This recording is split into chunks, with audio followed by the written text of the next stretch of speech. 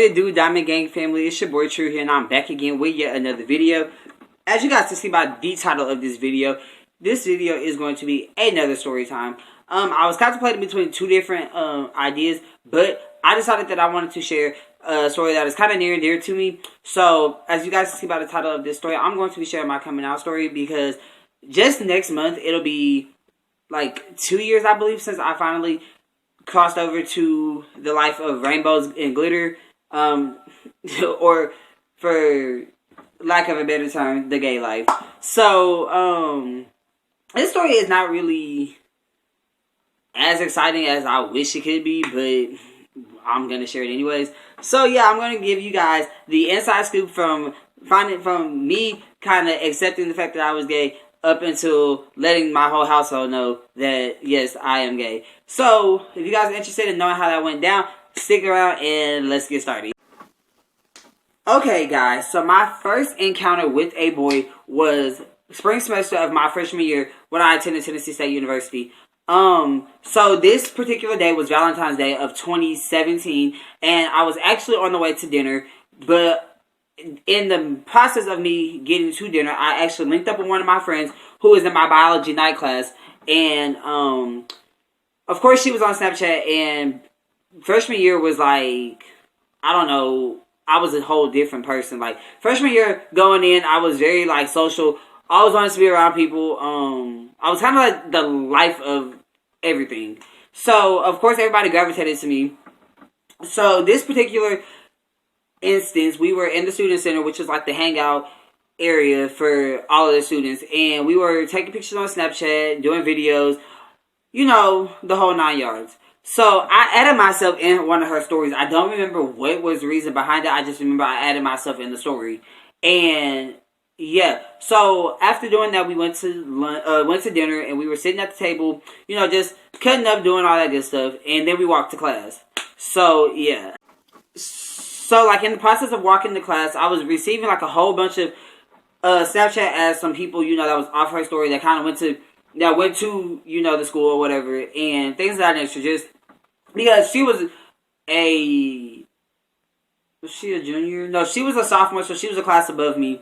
So, of course, she already knew a lot of people, so, you know, obviously everybody was just going to be adding me from her story. Well, you know, lo and behold, I get a Snapchat from a person that I did not know at all. Like, the name did not ring a bell. I didn't know who they were. I didn't know whether they were male, female, anything. So, of course, I add back because that's what you do. So, about, I don't know, probably 2-3 minutes after I added back, the person ended up hitting me up. For the purpose of this video, we're going to call this person Steve. So, Steve messaged me on Snapchat, and it was just a, you know, a regular conversation, a hey, how you doing conversation, kind of like asking what I was doing, how my day was going, all that good things, all that good jazz. So me and Steve were actually having a great conversation. We were hitting it off. It was great. So about 8:30 that night, I was heading back to the dorm after class, and Steve texted by this time me and Steve were texting because we had exchanged numbers, so we had moved from Snapchat to texting and iMessage. So about 8:30 that night, I was heading back to my dorm after class, and Steve had kind of asked me, did I have any plans for the night, being that it was Valentine's Day. Of course, I didn't have any plans. My plans was to just go back to my dorm, take a shower, and go to sleep because I was tired.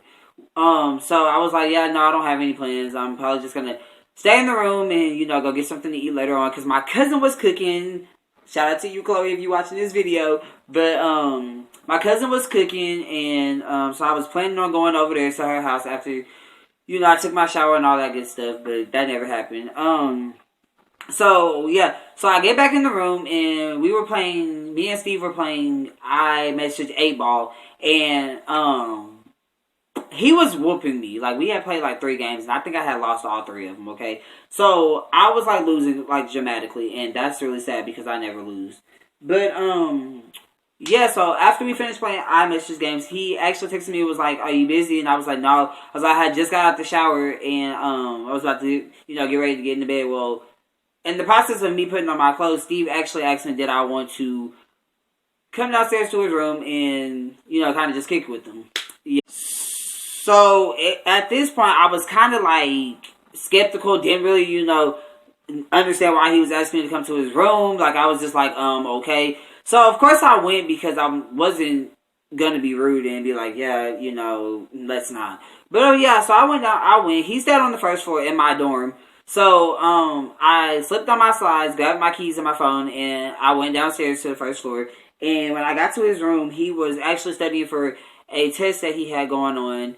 And, so I remember when I got in there, it was like really dark and all he had on was just his desk light. But he was sitting at the desk with like a whole bunch of flashcards and stuff. So I came in and like, he had like a chair that was like next to his bed. So I just kind of sat in the chair or whatever, let him finish up what he was doing. And I think I was texting my sister actually, about something, but I cannot remember what conversation we were having.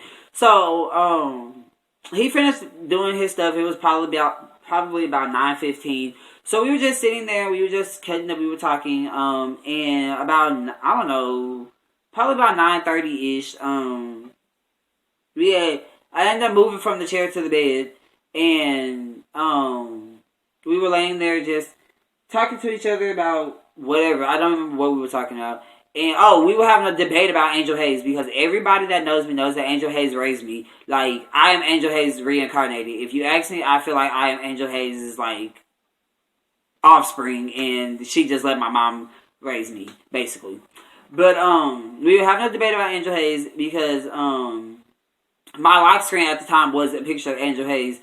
And, he was basically, like, telling me, like, that Angel Hayes was not as big as Angel Hayes shouldn't be praised as much as I praise her. And we were just going back and forth. It was just like a little friendly argument. And one thing led to another, and before I knew it, he actually kissed me. So like, in the process of that, it kind of, like, didn't dawn on me to, like, pull back, like, whoa, what are you doing? It was kind of like I fell, like, right into it, and it was like, whoa, like, okay. So that was kind of like when I kind of had like that instinct that, okay, maybe you are attracted to boys, but okay. So few months passed by and I'm actually at home at this point, and I think this is about May, and I actually ended up meeting another young man. So for the purpose of this video, we're going to call this young man Dylan. So Dylan inboxed me on Instagram in May of 2017. And basically we had a conversation or whatever, and probably about 2, maybe 3 days later, we were in a little relationship or whatever. And it was long distance because Dylan lived in Alabama and I live in Tennessee, as you guys know. And yeah, so that kind of, progressed into something more, and that actually leads into me finally coming out to my mom as a homosexual male. So yeah. So in June of 2017, my mom had cooked a whole dinner. I don't even remember what the occasion was or why she did it. I just remember she came home and we had pork chops, macaroni and cheese, and green beans. And we may have had something else, I don't remember, but I do remember the pork chops, macaroni and cheese, and green beans. So for some reason, I was just not feeling like myself. Everything was bothering me. I was like very irritated. And I remember being at the dinner table and mashed potatoes too. We had mashed potatoes too. But I remember being at the dinner table and I was like eating my food, and for some reason my food was just tasting like really bland. Felt like there was no seasoning in my food, and I just kind of was like, irritated that my food was like just tasting weird, and it was just like whatever. So I do remember that I do remember making my mom upset because I said that I don't remember what I said, but I know whatever I said, it was just like very disrespectful. And it kind of like triggered her in a little bit, but like she kind of just like let it slide. And she told me that if I didn't want to eat, I could put my food in the refrigerator and get up from the table. So as I was putting my food up in the refrigerator to like, leave, then my sister chimed in. And I don't remember what she said, but whatever she said, it rubbed me the wrong way. And we went from we went from me walking away to me lashing out. And yeah. So, in the middle of me lashing out, I do remember we ended up downstairs, in the downstairs portion of my of my house, and I was in my room, and she comes barging down the stairs, steady, and she was just steady yelling at me, steady talking. I was just like, okay, whatever, I'm not trying to hear it. Like, just steady going back and forth. That's all it was. Just me bickering at her, she bickering at me, and my mom was trying to stop us from, yelling and arguing and screaming and all that. And before I know it, my sister turned to my mom, and she looked at her, and she said, it's really not my fault that he talks to boys.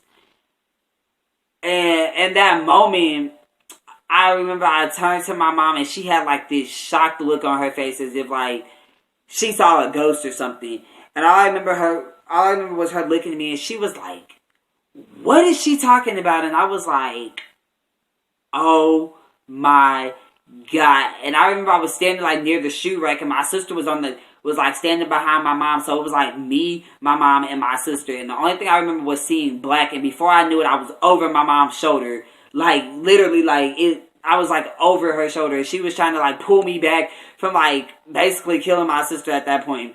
And all I remember was, like, yelling, like, why would you holler that out? Like, are you serious? Da-da-da. Like, that's not your place to say anything. And, like, I remember, like, I just jetted in my room and I slammed the door, like, hard as life. Like, everything on the, like, walls and the dresser just started shaking. And I remember sitting in my room looking at the wall, and I just instantly started crying. And, yeah. So, of course, my first instinct was to grab a bag and start throwing things in it, because I didn't know if I was going to still be allowed to be in my home. So I started like throwing like all types of like clothes and shoes and my phone charger and my phone and like everything. Like I remember I packed like a bag for like if I was like going on vacation or somewhere. Didn't know where I was going, but I just knew that if I had to go somewhere, I was going to be prepared. So about an hour later, my mom comes in my room and she sits down in the bed, and she brings me this, like, paw print keychain, which I still have to this day. I don't know where it's at, but I know I still have it. And it was, like a rainbow keychain, and she looked me in my face, and she was like, I just want you to know that you're still my son, and that things are, not gonna change. Like, I'm still gonna treat you the same way I treat the other two. And in that moment, it kind of really did speak to me as if, like, it just did something, because I felt like in that moment of the way that it came out, like I felt like I had disappointed her, but when she came and she kind of sat down and understood from my standpoint of like, okay, this is how you're going to live, this is what we're going to have to deal with, I'm cool with it. And so, even though I kind of could sense in her that it was going to take some time for her to adjust to the fact that yes, I have a homosexual son, but he's still the same Tyson that I birthed. Which I understood, because it was something new. It wasn't something that she was just, like, yeah, she has, like, friends that are part of that community, but when it's your child, it's a whole different story. So, it did take her some time to come around, but now, like,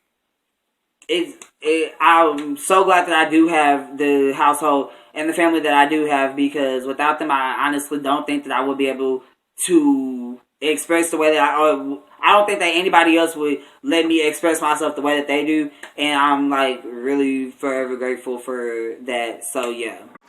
But yeah, guys, that's all I have for you guys today. So if you guys enjoyed this video, which I hope you did, please make sure that you give it a thumbs up. As well as if you guys are not subscribed and this is your first time to my channel and you guys are a new subscriber, hey, what's up, how you doing? I am True. I don't think I said that at the beginning of this video, but yes, I am True. And go ahead and subscribe if you guys are not subscribed, and turn on that notification bell so that you guys do not miss any content. If you guys have any videos that you guys will want to see, being that it is the summertime, please go ahead and drop those comments down in the comment box below. Be sure to follow me on all social media so that you guys are up to date on my crazy life of being an uncle and everything else that I'm doing when I'm not in front of the camera. And as always, I will see you guys in my next video. Bye, guys. What you're giving, that's how we live it. Don't be mad at the system, it's simply how we